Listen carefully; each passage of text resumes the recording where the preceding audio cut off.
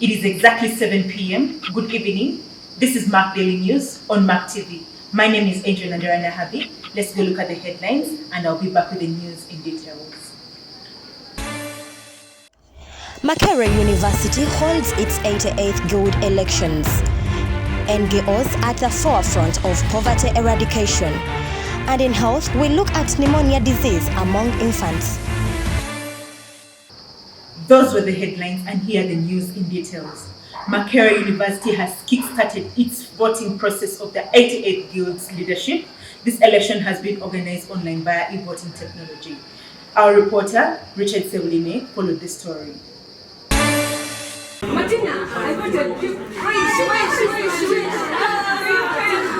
The long-awaited Guild elections of Makerere University are taking place at Makerere main campus.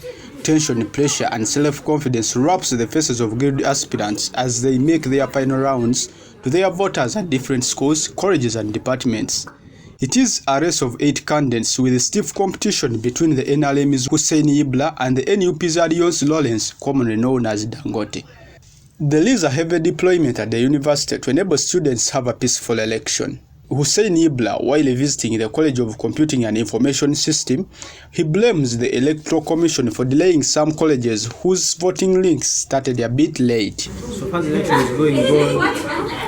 Well, though we have faced some challenges.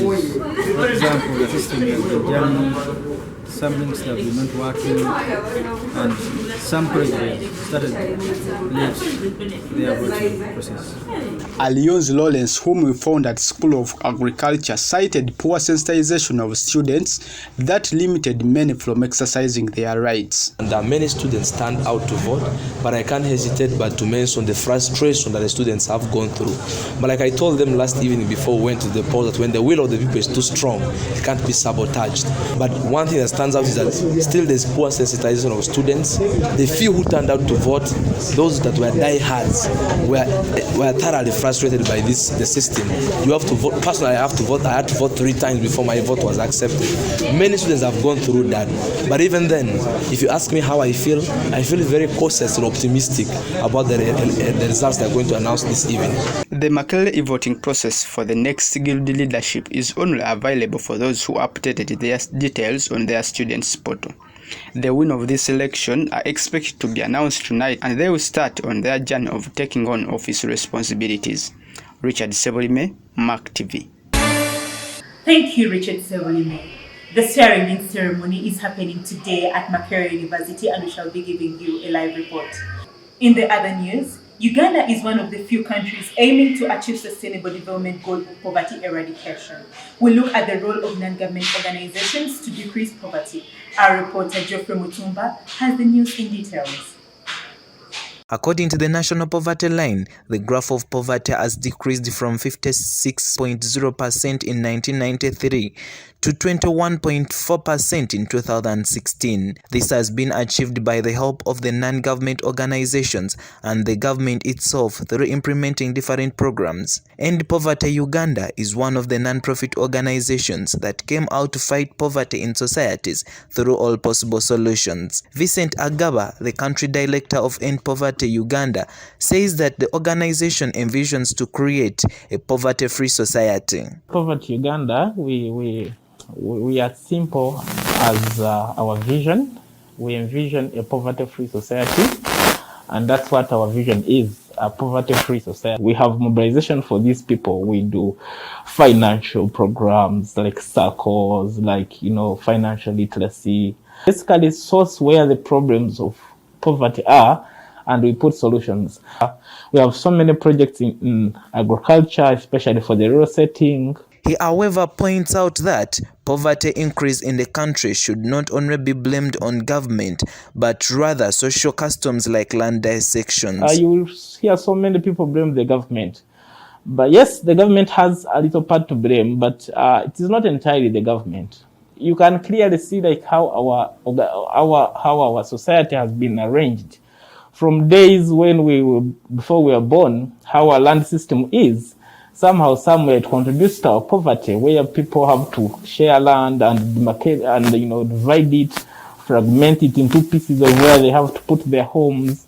Hawa Ali, woman leader Kisasi Zone Kabalagala Parish, calls up fellow ladies in the community to embrace circles and teamwork to eradicate poverty in Uganda. Twandibadde tukwatira wamu naddala ng'abakyala si mu kitundu kyange kyokka naye n'awalala wonna. Lwaki njogedde bwentyo nti ebiseera ebisinga bamaama obuvunaanyizibwa obusinga buli kufa abakyala mu maka ate ng'emirimu egisingira ffe tugikola mu bitundu byaffe. Tuba tulina okwegatta tusobole okuba nga tukolera emirimu egyawamu egisobola okutukulaakulanya. Bwe tuba nga tuli wamu ne gavumenti esobola okujja n'etuyambako.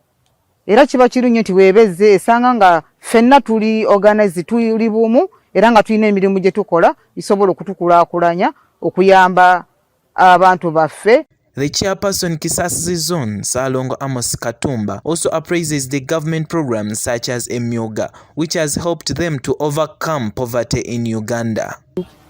The government has come in to help us. Like when it started the project of MAK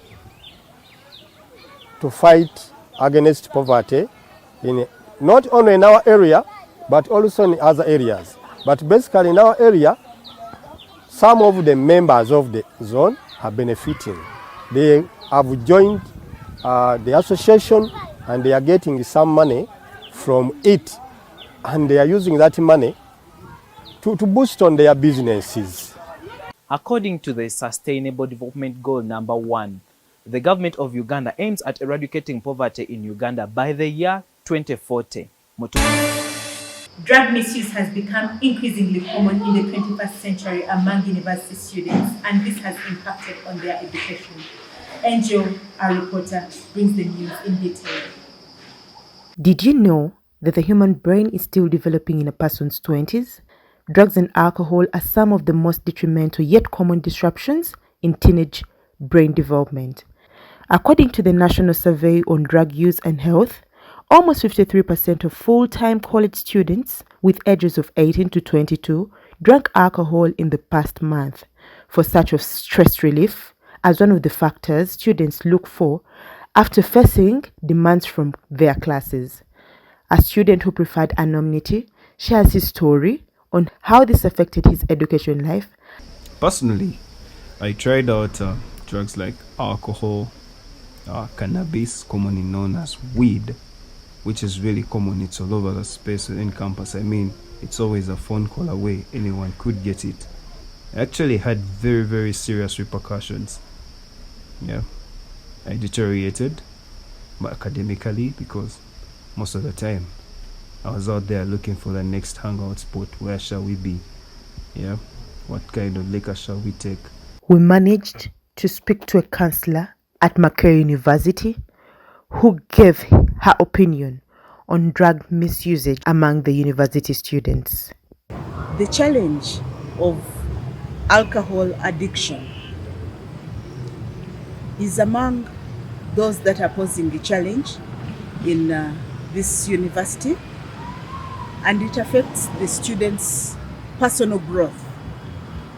Because with addiction, like any other drug, there is missing of lectures, there is missing of courseworks, there is missing of exams. All this impacts on a student on the campus. Let's go for a commercial break. We shall be coming back with a live report.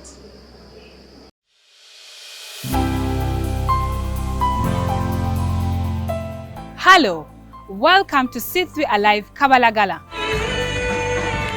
This December, a month full of love, laughter and meals, we will be celebrating our first ever Christmas cantata. Yeah! It will be filled with great worship, music, dance and drama. And all this will be happening on the 11th December 2022. From the short break, let's connect with our live reporter, Iwara Bridget, who is live at MAK University following up the MAK Guild election ceremony. Iwara, can you hear me?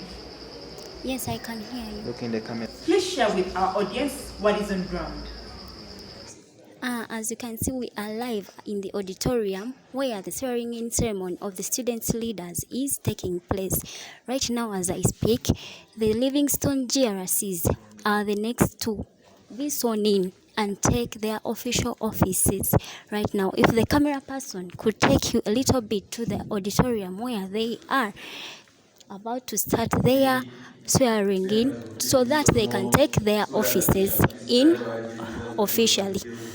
Now, the ceremony started at 2 p.m. and the Deputy Vice Chancellor presided over the ceremony. He opened it officially. Alionzi Lawrence, swear that I shall discharge my duties as the Guild President of Makerere University Students Guild with all honesty and to the best of my ability. Right now, as I speak, the Guild President has finished swearing in and he's officially the Guild President of Makerere University.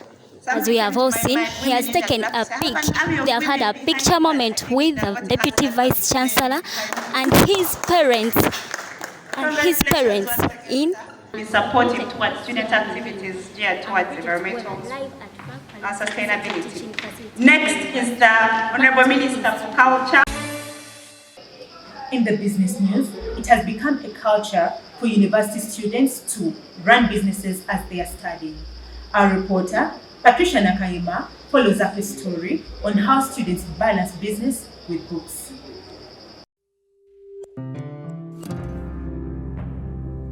Makerere University hosts students from different parts of the world. Among these are both private and government-sponsored students that apply to do different courses among the many the university offers. We've found out that some private students own small enterprise businesses in the areas of Chikoni, Kavule, Chikomi and Wandegea, while others work for their bosses to earn a living. How do they balance the both? Godfrey Muhumuza, a 50th-year student pursuing a bachelor's degree in veterinary medicine, narrates how he got to start up a business amidst education. When we went for lockdown, I started looking for money, the money that I would start up a business, because I tried to look for jobs around Kampala so that I could start something whereby I could be earning some money. Sustaining yourself at campus without money also had quite difficult. And depending on the parent, it was also somehow hard, because sometimes some of the things you can't ask from the parent. So I decided to go in the lockdown. I used that time that was there. I worked so hard. I gathered up some money. I got some good money. So I started up the electronic shop. I started when it's very small, but I kept on pushing on as I go to campus, as I study. Unlike other students, Muhumuza has succeeded in paying school fees for his siblings, owning a plot of land, and being self-sufficient. In an interview with Timothy Mosingozi, also a student at the Mighty Institution, he has shared how he balances both books and business at the same time. It is very hard to balance studies and business. Or sometimes when I'm in lectures, the client can call me, like, want me to work on her, or when I'm in lectures. So I find it when it's very difficult to balance books and business. Sometimes I'm a bit busy, so my friend can call me and we have a test. A number of students at Makerere University has resorted to starting up businesses in order to sustain themselves. However, the biggest percentage comes with among students. Patricia Nakaima reporting for MAK Daily News. Thank you, Patricia. Today in our Health Focus, we look at pneumonia disease among children. In Uganda, pneumonia is one of the leading killer diseases among infants ranging between 0 to 5 years. Pneumonia is an infection of the lungs which is caused by infections that limit oxygen saturation to the lungs, resulting into them swelling. Dr. Tumukunde Peter, an in-charge at Above All Medical Center, says that a child with pneumonia presents various symptoms according to their age groups. We normally consider high temperature as a symptom of pneumonia in children, in infants below 2 months. Then there's also inability to breathe. You may find that in severe cases that baby is not breathing normally. We have inability to breastfeed. You may find the baby cannot breastfeed because then we have also cyanosis. That is when you find the oxygen of that baby has been lowered to 90 and below. That is oxygen saturation. He says the easiest way to prevent pneumonia is through vaccination. As soon as the mother gave birth to the baby, we normally advise them to do what? To attend vaccination. Make sure that all immunization schedule is done. In 2015, a study at Mulago Hospital revealed that 53.7% babies are born with symptoms and prevalences of pneumonia. Reporting for MAK TV, I'm Bridget Uwera. That story marks the end of our news bulletin. Thank you for watching MAK TV. More programs are coming in. Stay tuned. Bye.